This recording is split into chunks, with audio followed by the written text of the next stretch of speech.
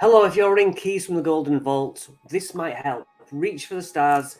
We're going to go through it on D&D Beyond. I'm going to use this as a refresher video for you, so that just before you run it, you can watch this and just refresh your mind after reading it. So, DMs only, and let's go. So ideally, it's for third level characters, but you might handwave that and decide to run it with less or more levels to a character. There's a book called the Celestial Codex, the owner of which is called Basil Talistrome.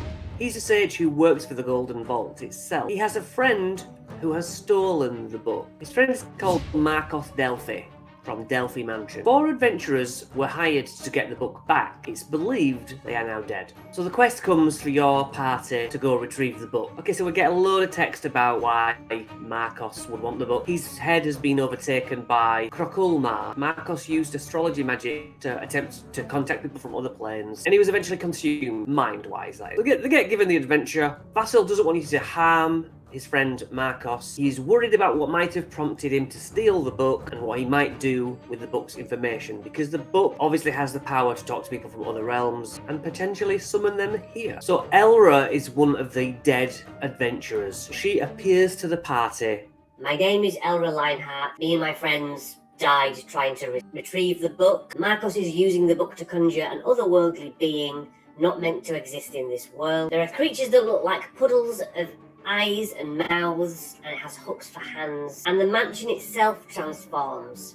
My companions and I had a camp on the bluff, and if you go there first, you'll find a backpack containing a map, some notes, and just best of luck. So there is Delphi Mansion's hand-drawn map, simplistic, and then the notes say Marcos has a room on the 3rd floor where he performs rituals. A cavernous room underneath the basement contains 4 large crystals, purpose unknown. Mansion windows can be unlocked using the word Krokulma. The mansion is in a forest environment, 3-story mansion in a clearing. Very standard, 20-foot high ceilings, lit by continual magical flame, and each window's got these arcane locks, but you know the passwords. And what's kind of cool is the first time when spells are cast inside the house, there's a kind of random table. The air becomes heavy and you sort of difficult terrain to move through it. Doors and windows grow biting teeth, that's cool. Dex save and then 5 piercing average. Illusion magic causes them to perceive objects and creatures at a short distance from their actual location. An animated shadow of a creature appears. We have the actual map for us here. So entering through the doors then, D1. There's a weird and dusty smell. 2 stairs with a balcony, glass chandelier, below the chandelier, an owlbear rug. You walk down an L-shaped dining hall in D2, large paintings. The ones that have knights in silvery suits have their faces scratched off, because these were paladins that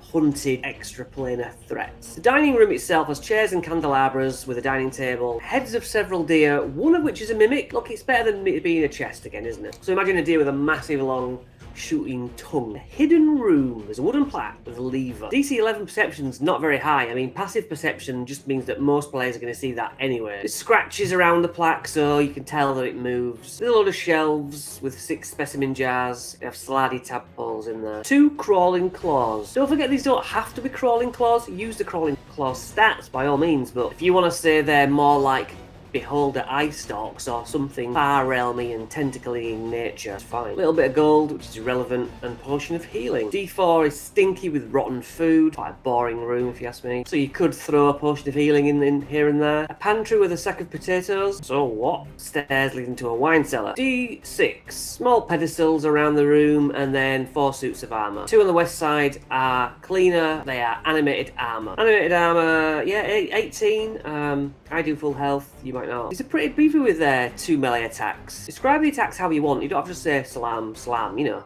Charge at your shoulder, you kick you, +4 and 5 average damage. Quite a lot of immunities to watch out for. D7, empty sitting room. I just hate empty rooms. Give them something cool. I'm doing it.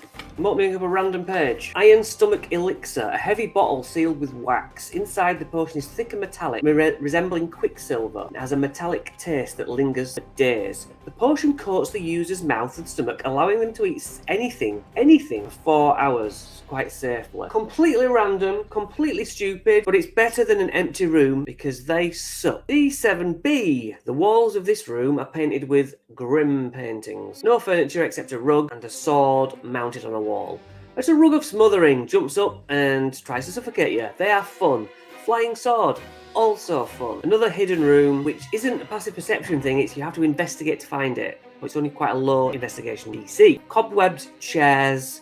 What's the treasure? Arms of Hadar. Bane. Dimension door scrolls. Bit of jewellery. Who cares? Breezy staircase. Who cares? More stairs. Stargazer's route. Rubble lies across the floor where the roof's collapsed. On top is a hunched figure wrapped in a cloak. Nothic. Okay, they are cool. Rotting gaze. First to make 2 claw attacks. Also, well, not necessarily in that order, but you take necrotic damage against their sight. It can also learn a secret about your player if they fail a save. So Zala Morphus is a human mage who's been transformed. Zala helped Marcos contact Crockleman. She anxiously turns to the stars, hoping to find a way to return to her normal human form. So she's not inherently bad and out to attack. If they tell her what they are looking for, the book, she would say, go search his office or his bedroom. Zala wants a map of the Great Snake Constellation. If you go and give her that, why she can't leave the room and go look herself, I don't know.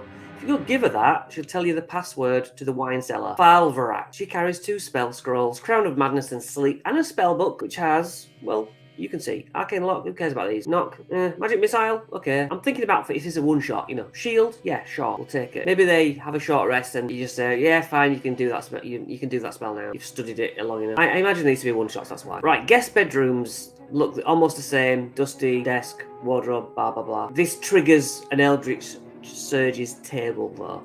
There's a gibbering mouth there. Something a little bit interesting. They look cool. Aberrations from the far realm. So you can have the floor of this room be difficult terrain if you wish. It rushes towards you, babbling with all its mouths at once. Hearing that, it's DC 10 wisdom save. You can't take reactions on a fail. And you have to like roll a d8 to see what happens. Blah, blah, blah, blah. Bites you for 17 piercing damage on average. Whew. Can knock you prone. Blinding spittle. Yep, spits at you. Blinded. I like it. A balcony. An empty office. No empty office. What's this? Tome of 1,000 Tales. Basically, every time you open it, it tells you a new story. A scarf. Red woolen scarf with tassels. On command, the scarf will fly from the user's neck and strangle any creature within 15 foot. Fun times. Right, there's some writing here between Marcos and other nobles. Throw in some background if you wish to sort of give the players like that sort of understanding of what's going on. A complete set of calligrapher's supplies, which isn't going to come in that useful, I wouldn't have thought. Gallery. Portraits, busts, statues, dragon chests. No one's going to want to carry the paintings around and sell them. All the busts, all the dragon chest set, I would have thought. So let's give them something a bit more juicy. Okay, light armor.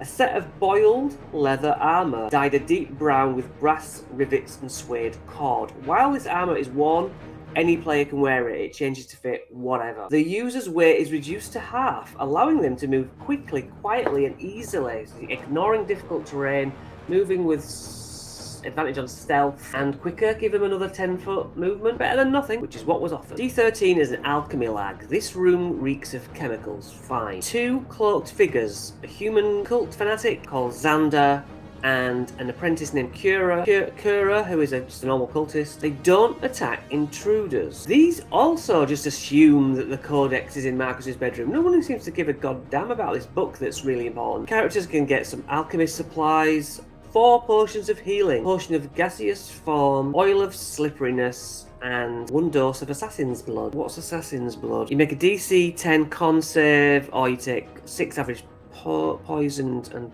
just poison. Weird smell. Roll on the Eldritch Surge's table. I can't say that. Marcos used to sit on the rug and meditate while pondering the forces of the multiverse, but he hasn't used this room in a while. How uninteresting is that? What we're saying? There's a butt cheek indentation in the rug. Is that all we've got? There's a trapdoor in the ceiling leading to the master bath. We'll get there. Unfolding ladder. Marcus's bedroom. Usual bedroom stuff, but behind the bed headboard is a secret door to a walk-in closet. You have to investigate with a DC 15. You don't have to use these DCs, just throw one out there, but 15 is a general good one to just off the top of your head always do 15. Hidden closet. Lots of footwear. Wow. A lockbox with a ring of jumping. Ring of jumping. Did a short about that. Divisive on whether that's any good or not. Look up ring of jumping in my shorts. There you go.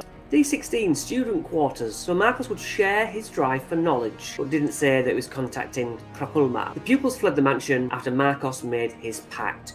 2 psychic grey oozes. I don't know what they are.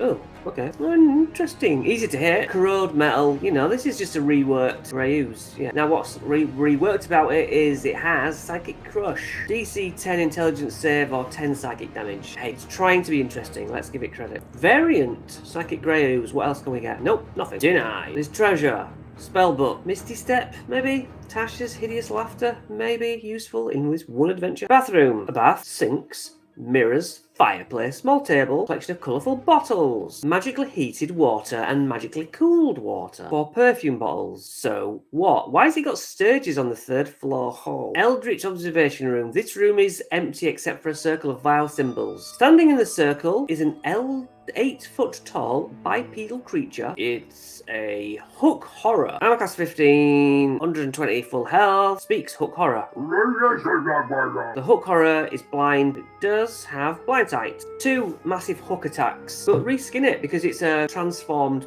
person. You know, you don't have to say it has hooks for hands. You can say literally anything. It has tennis rackets for hands. It doesn't matter. Just make it weird because it used to be the butler. Oh, actually, it does say sharp hook, but you know, it's your game, right? You're doing an eldritch horror kind of thing. You can have rotten meat hammers on the end of its arms for all anyone cares. So there's a circle of symbols on the floor. So we know it's to do with the far realm. They might try and use the circle to give him a weird vision. The hook-handed figure is Marcus's former butler, Esquire. He isn't actually bound on this circle, so he can run out and fight. He can be talked down from attacking. He has a locket and a note. The locket is opened and speaks the password to the temple. Deep speech for forever changing. The note contains a sketch of a wine bottle and 4 rows of circles. The second circle is crossed out. The circle represents casks. Coming soon. Components, storage, 4 cabinets. You can get stuff for spells. You can also find a potion from a far realm octopus, maybe. The alchemists concocted a potion of poison, but also it would make you sprout a tentacle made of ink shadow. You basically get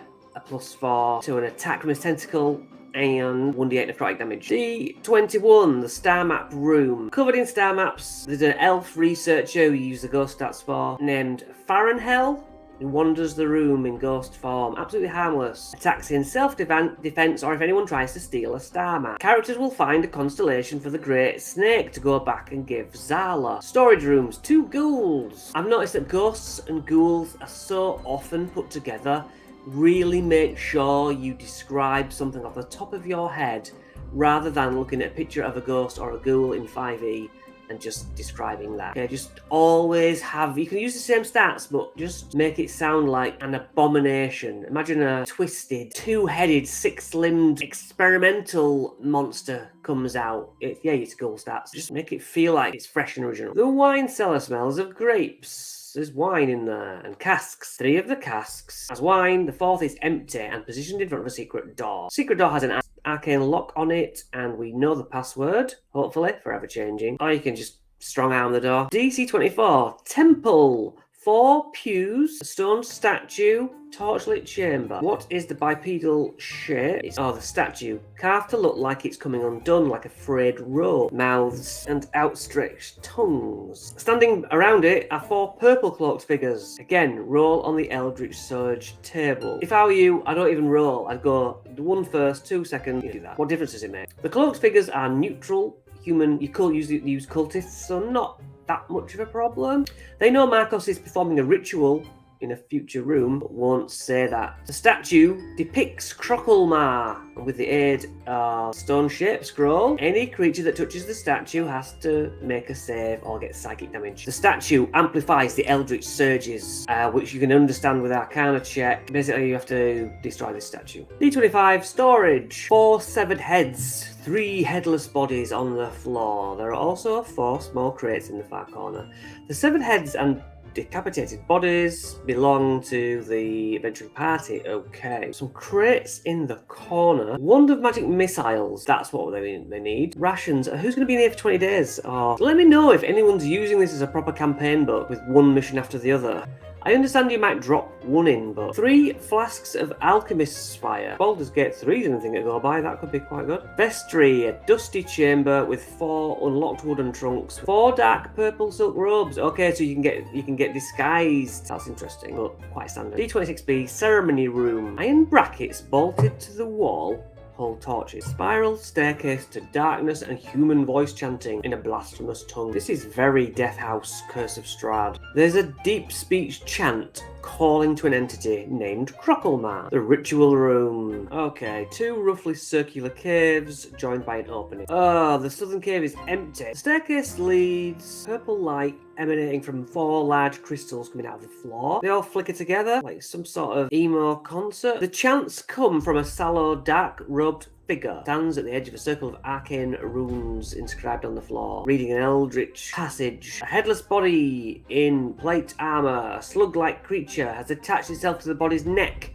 almost like a makeshift head. Marcus is performing a ritual that will allow a fragment of Crockleman to attach to the headless body. The headless body is stunned. It is possible to attack the fragment without harming the headless body. Let's take a look. It is cool looking for sure. That's 15 health, no movement whatsoever. Telepathy. The fragment touches a creature that has no hit points. Target regains 10. Each creature within 10 foot of the healed one takes a d6 psychic damage. Until the start of the fragment's next turn, any attack roll made against it has disadvantage, and the fragment makes saves with advantage. Little cheeky so-and-so. What have we got for Marcos? Mage armor. I would do that as, what, like 71 health? Oh, that's probably not right. 72 health. I think 72 health. He makes 2 ceremonial blades, which are +4 attacks, 5 piercing, 3 poison. A con save, or you're poisoned. Psychic orb +5, 10 psychic damage. That's his ranged. He has arms of Hadar, charm person. Mage armor. Swap spaces. He can basically, if your players are in a line and he's there, he can swap a place with a bonus action. Change his position and gets a drop on people. While under the fragment's control, the body uses the night stat block. Can't move though. You can persuade Marcos he's being controlled. You can try and understand what the crystals are for. You can smash and break the crystals. If all 4 crystals are destroyed before the ritual is completed, the fragment returns to the far realm, ending the surges. Oh, and Zala and Esquire reform to their former selves. The Celestial Codex is on a crate. An invisible character can sneak and get it. Marcos will fight for it if it's under its control. 2 spell scrolls. And they get the book. You can save Marcos, dead or alive. So we get hired to go into a house where there's going to be a ritual eventually, but nothing much on any of the other floors. So like, it's the far realm aspect. You know, the ghouls, the animated armor. I just swap them out to be very thematic. Sure, use the ghoul stats and whatever, but have them be alien in origin. Have it be a xenomorph from Alien, but do the damage of a ghoul. As long as you're doing the damage of a ghoul, still kind of playing the adventure right. There is no right, you do what the hell you want. I know this is the normal type of video, but I started this series like this because it's easy for me, and really for me, these are just bonus recordings, but they might just help you, mightn't they? Let me know if they do, and goodbye.